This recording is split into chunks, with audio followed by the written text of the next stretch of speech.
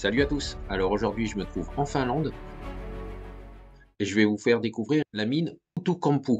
Ses activités consistent à l'exploitation, la fusion, le raffinage et la fabrication du cuivre. Allez, on y va. En premier lieu, je vous montre quelques petits extraits concernant cette mine. Donc à savoir, c'est l'une des principales sociétés minières d'Europe et elle est actuellement la première société productrice de cuivre du continent. Et c'est ici même, en 1910, que l'on découvrit un important gisement de minerai de cuivre. Le tunnel souterrain maintient une température constante de 8 degrés Celsius et abrite une exposition de roches millénaires dans la collection Trésors de la Terre. Alors, qu'est-ce que tu peux nous en dire? On se sent comment à l'intérieur de la mine? Particulièrement froid au cœur de la mine et on doit mettre un casque par sécurité.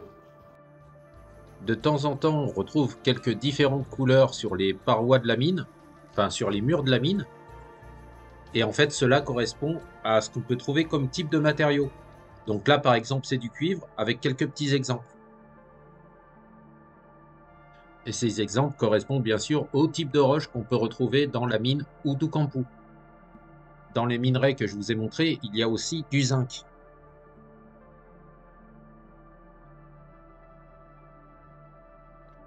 Afin de vous dévoiler les belles couleurs que l'on peut retrouver sur les parois de la mine, donc sur les murs, je vous amène maintenant à un autre endroit. Là, vous voyez, il y a plein de belles couleurs. Et en fait, c'est ce qui correspond à ce qu'on peut retrouver comme type de matériau dans la mine.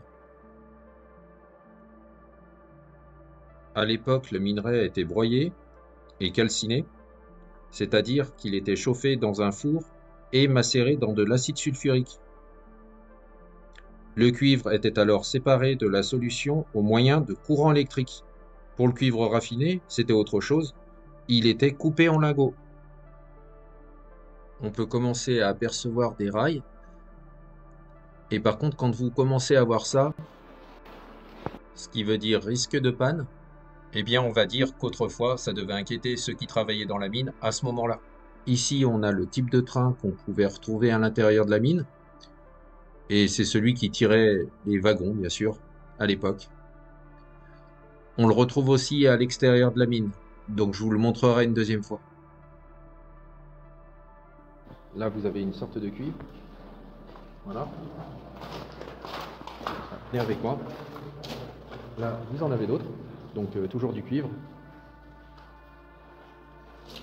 Et donc là ici on a du nickel. Du zinc qui se trouve juste là.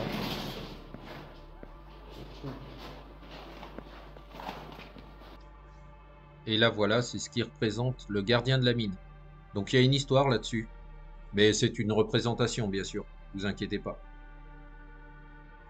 Donc je vous rappelle que l'histoire de cette mine a commencé en 1910 avec la découverte de cuivre à Kujärvi, donc ici en Finlande, sur une colline appelée Outokumpu, qui signifie littéralement l'étrange colline.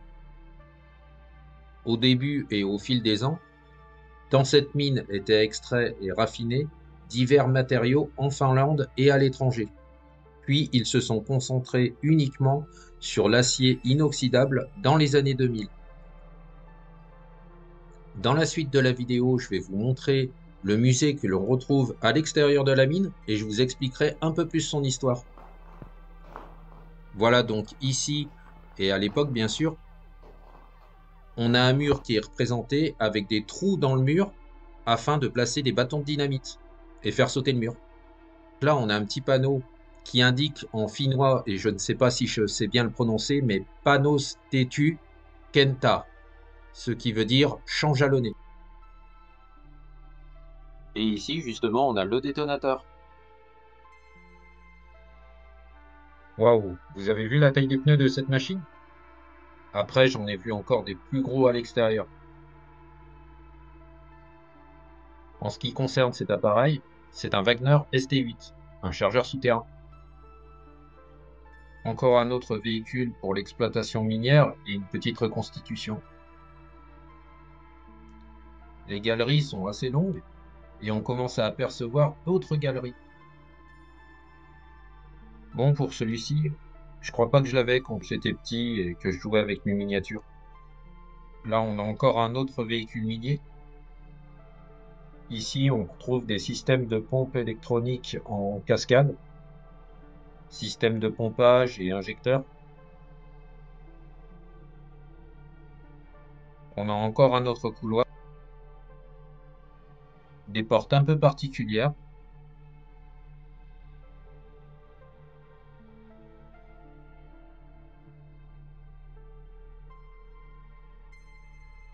Allez, là, on va ressortir un peu de la mine, mais pas tout à fait, car je vais déjà vous montrer là où habitaient les gens à l'époque dans la mine. Donc, c'est des petites maisons colorées. Ils n'étaient pas tout à fait dans la mine, mais à proximité. Là, on a un vieux vélo qui devait servir à quoi? On ne sait pas trop. Peut-être à déambuler dans les couloirs pour aller plus vite de maison en maison, ou tout simplement faire autre chose. Comme par exemple aller au musée de la mine, qui n'existait pas bien sûr à l'époque. Je vous montre juste l'entrée du musée. Par contre, on va tout d'abord se diriger à l'extérieur de la mine pour vous montrer tous les bâtiments annexes. Incroyable ici, la taille des pneus est vraiment impressionnante. Et j'ai oublié de vous dire, mais je vous montrerai aussi les véhicules qu'il y avait à l'époque, comme par exemple ce véhicule Ford, mais aussi d'autres types de véhicules qui allaient dans la mine. Il y a aussi ce train-wagon. Et au fur et à mesure que la vidéo avancera, je vous ferai découvrir tout ça. Au début de l'histoire de cette mine, les Finlandais fondaient et raffinaient le cuivre dans une petite usine située juste à côté de la mine. Donc voilà, je vous montre une photo de l'époque et on ira à l'intérieur dans la suite de la vidéo. D'ailleurs, le bâtiment est toujours le même de nos jours, sauf qu'il est inutilisé. Et je vous filmerai bien sûr l'intérieur. Allez, je vous montre tout ça.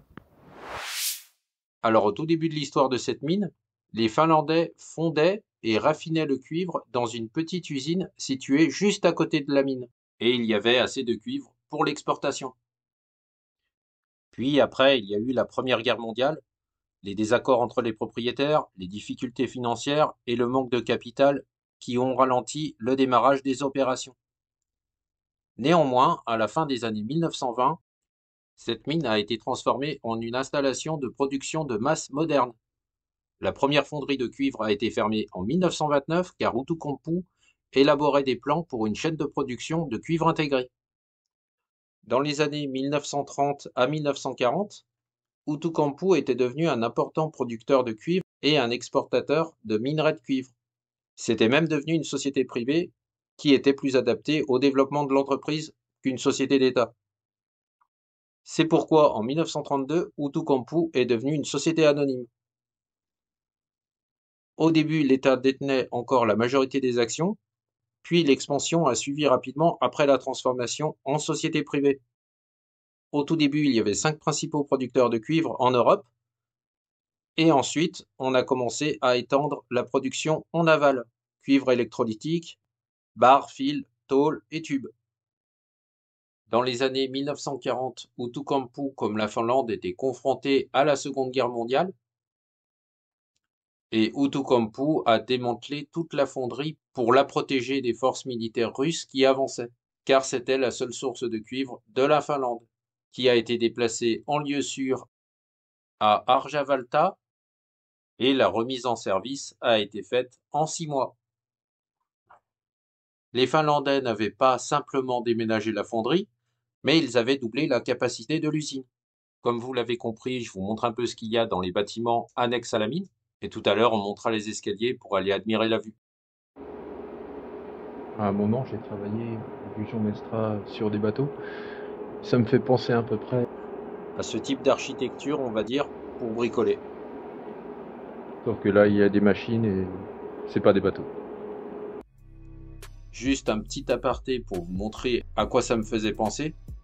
C'était mon activité à la base navale de Gujan-Mestra, là où je réparais des bateaux à un moment donné, en 2022 exactement. Bien sûr, j'étais pas tout seul, j'avais ma petite équipe et c'était assez bien coordonné. Fin du petit clin d'œil, on retourne dans le bâtiment qui appartient à la mine. Je vous montre un peu toutes les machines qu'on pouvait retrouver à l'intérieur, justement. Vous pouvez admirer la hauteur du plafond. Le bâtiment était vraiment très grand. Bon, il y a plein de machines dans tous les sens, car je suis bien sûr au niveau de l'usine de production pour le raffinage du cuivre. Et il y avait même sûrement un atelier de fusion. Là, on a une machine avec un système de poulies et une porte où il y a écrit Assiato Milta Pace Chielletti, ce qui veut dire personne irrespectueuse bannie.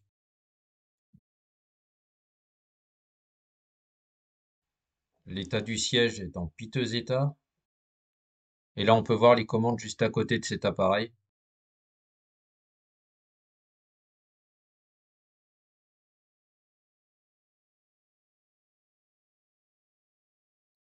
Bon, là, je me trouve quasiment au sommet du bâtiment.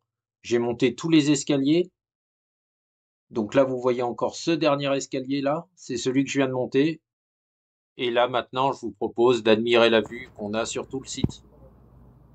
Tac. La ville qui est juste ici.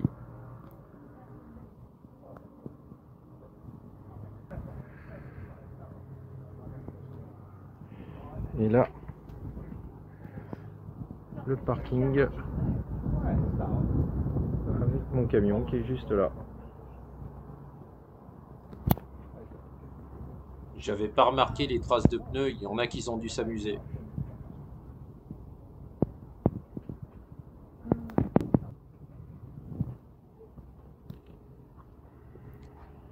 Là, on peut voir quelques bâtiments annexes et le musée de la mine qui se trouve juste au milieu en blanc.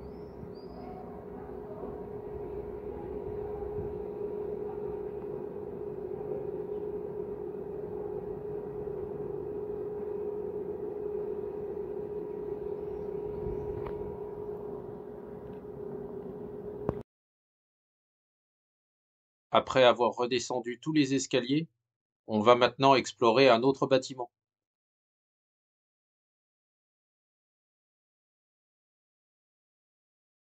Alors voilà, là on est rentré dans cette usine où il y a d'immenses vitraux. Pour le coup, on va repartir sur l'histoire de cette mine. Donc je vous ai parlé des années 1910, des années 1920, 1930, 1940, pendant la Seconde Guerre mondiale. On va donc parler d'une période après-guerre, où les prix de l'électricité ont grimpé en flèche. La Finlande a donc bien sûr perdu ses capacités pendant la guerre. Pour résoudre ce problème, les métallurgistes ont inventé la fusion entogène.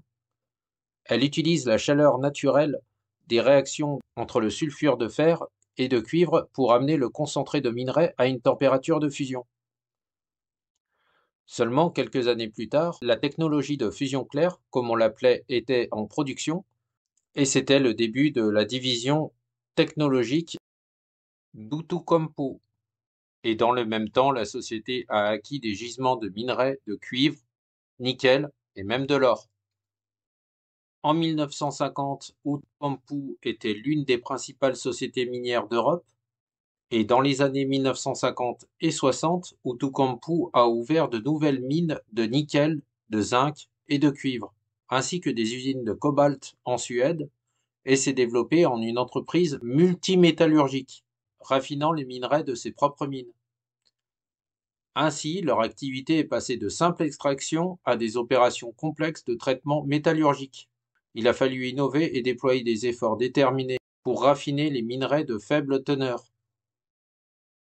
À partir de 1956, la première fonderie flash sous licence Outokumpu a commencé à fonctionner au Japon.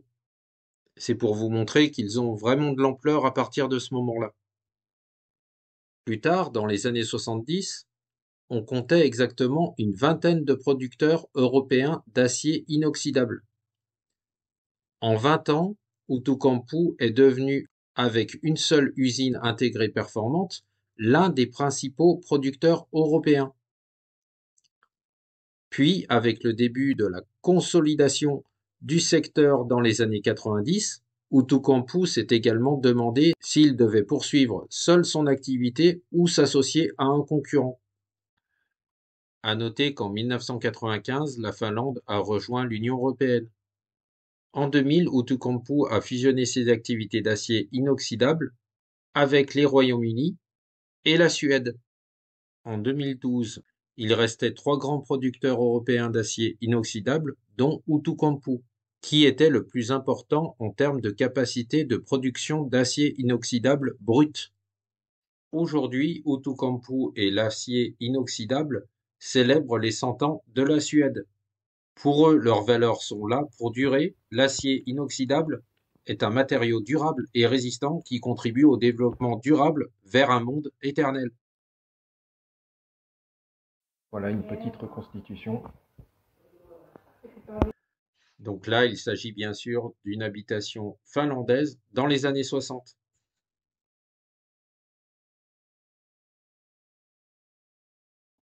En ce moment, je me trouve dans le musée de la mine et tout à l'heure, on ira voir les véhicules miniers qui se trouvent à l'extérieur, mais aussi dans des hangars. Et on peut retrouver tous les costumes d'époque, les plans, les engins qui allaient dans la mine,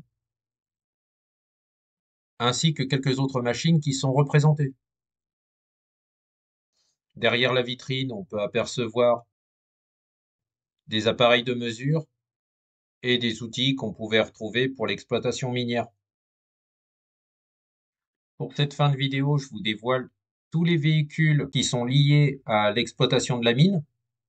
Donc il y a des véhicules de service, véhicules de pompiers et d'autres véhicules qui étaient en charge de l'extraction du type de minerai qui se trouvait dans la mine.